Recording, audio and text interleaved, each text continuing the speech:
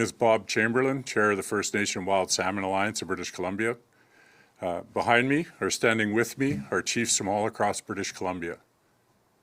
We have just finished 2 days of meetings in Ottawa, 15 different meetings with ministers, senators, MPs, and various opposition party caucuses.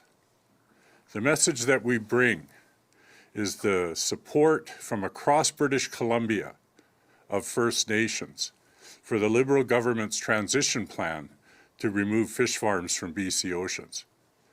We met with Minister Murray, thanking her for the work that she has accomplished on Discovery Islands, that we see this as a vital step towards the protection of the dwindling BC salmon stocks, removing this known impediment to healthy and abundant wild salmon that migrate through the Discovery Islands and further on up Johnston Straits.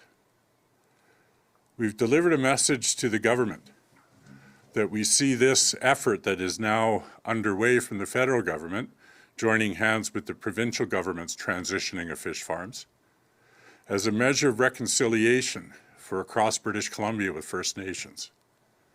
We view this as an initial step of implementing the United Nations Declaration on the Rights of Indigenous People.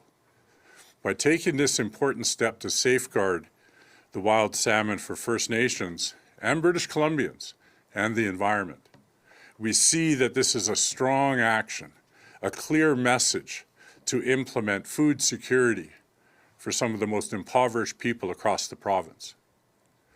We have come to Ottawa to ensure the government, both the sitting government and the opposition, understand that the First Nation Wild Salmon Alliance represents First Nations from across the province.